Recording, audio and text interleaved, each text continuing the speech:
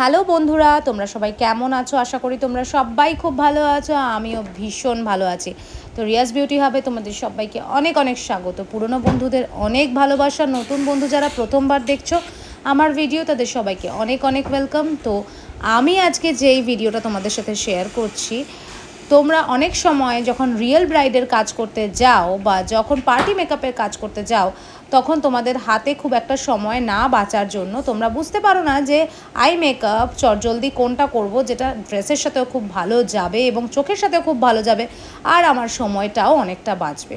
তো কাজের মধ্যে এই ধরনের ট্রিক আমাদের অ্যাপ্লাই করতেই হয় আমাদের তাড়াতাড়ি করে কাজ করার জন্য, বা যখন ক্লায়েন্টের জন্য বা নিজেদের জন্য দেরি হয়ে যায় তখন আমরা সব সময় চেষ্টা করি যাতে কাজটাকে স্মুথলি রান করানো যায়। তো আজকে দেখো আমি সেই রকমই একটা আই মেকআপ নিয়ে চলে এসেছি। তো তোমরা দেরি না করে ঝটপট চ্যানেলটাকে সাবস্ক্রাইব করে ফেলো যারা যারা এখনও সাবস্ক্রাইব করোনি, আর শুনে নাও যে কীভাবে আমি আই মেকআপটা করেছি। প্রথমেই দেখো একটা ডার্ক একদম গ্রিন মানে কালার, সেই কালারটা দিয়ে আমি একটু ওপর মানে আপার ক্রিজের জায়গাটা একটু ব্লেন্ডিং করে নিয়েছি রাউন্ড মোশনে।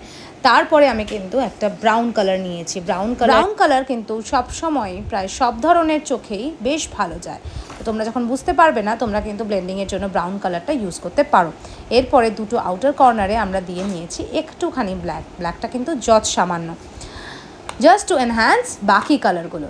তো চলো এরপরে দেরি না করে দেখে নিই। ওপরে একটা শিমার শেড দিয়ে নিয়েছি, শিমার শেডটা দেওয়ার পরে একটু গ্লিটারগুলো অ্যাপ্লাই করে দিয়ে নিয়েছি এই গ্লিটারটা। সো গ্লিটার দেওয়ার পরে কিন্তু চোখের মানে আই মেকআপটার একটু আলাদাই একটা লুক তোমরা দেখতে পাচ্ছ। যে কোনো রকমের হুডেড আইসে কিন্তু তোমরা এই আই মেকআপটা করতে পারো, খুবই ভালো লাগবে এবং যাবে আই মেকআপটা। তো এরপরে আমি চলে এলাম চোখের নিচে আই মেকআপটা কমপ্লিট করতে, কারণ লোয়ার লাইনটা কমপ্লিট করে নিয়ে তারপরে বাকিটা করলে আমার মনে হয় অনেক স্মুথলি কাজটা হয়। তো প্রথমেই আমি নিচে মানে লোয়ার লাইনে আমি দিয়ে নিলাম একটা ব্ল্যাক কালারের আইশ্যাডো, তোমরা দেখতেই পাচ্ছ। সেই ব্ল্যাক কালারের আইশ্যাডোটাকে স্মাজ অফ করলাম আমি একটা ব্রাউন শেড দিয়ে, যেটা আমি দিয়েছিলাম একদম আমাদের আপার ক্রিজে ওপরে ব্লেন্ডিং করবার সময়। সো সেই ব্রাউনটাকে নিয়ে আবার আমি ভালোভাবে চোখের নিচটায় ভালো করে স্মাচ আউট করে নিলাম। এবং এই ক্ষেত্রে বলি একটু সুন্দর করে নিচের দিকে ভালো করে ব্লেন্ড করে দিলে তাহলে চোখগুলো অনেক বড় বড় লাগে। এবং যেহেতু আমি ওপরে শিমার বা গ্লিটার অ্যাপ্লাই করেছি তাই আমি নিচের দিকটা একটু বেশি কাজলের যে ব্যাপারটা আছে সেই ব্যাপারটা আমি একটু বেশি করে দিতে চাইছি। আমার পার্সোনালি এটা বেশ ভালো লেগেছে বলে। সো তোমরাও তোমাদের ইচ্ছে মতো করতে পারো, এরকমও করতে পারো। তো এটাকেও আমি ব্লেন্ড করলাম ব্ল্যাক শ্যাডোটাকে ব্রাউন কালারের শেডটা দিয়ে। সো ব্রাউন কালারের শেডটা যখন ইউজ করছি তখন কিন্তু ব্রাশটাকে একটু চেঞ্জ করে নিলাম। তোমরা দেখতেই পাচ্ছ এর আগে স্মাজার ব্রাশ ইউজ করেছিলাম, এবার একটা small and fluffy brush use করে নিলাম। এরপরে আমি নিলাম ফরএভার 52 এর একটা কাজল, এবং কাজলটাকে কাজল কিন্তু এমন ইউজ করবে যেটা স্মাচ প্রুফ এবং ওয়াটারপ্রুফ হয়, কারণ ওয়াটার লাইনের কাজলটা যদি পরের দিকে সরে যায় তাহলে কিন্তু আই লুকটা আর আগের মতো সুন্দর লাগবে না।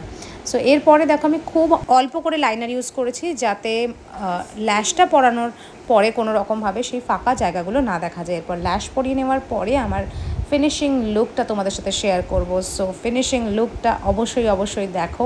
আর এই ধরনের ভিডিও ভালো লেগে থাকলে অবশ্যই চ্যানেলটাকে সাবস্ক্রাইব করে ফেলো যারা এখনও পর্যন্ত সাবস্ক্রাইব করোনি। এবং দেখা হচ্ছে পরের ভিডিওতে আবার একটা নতুন কোনো ট্রিক, নতুন কোনো টেকনিক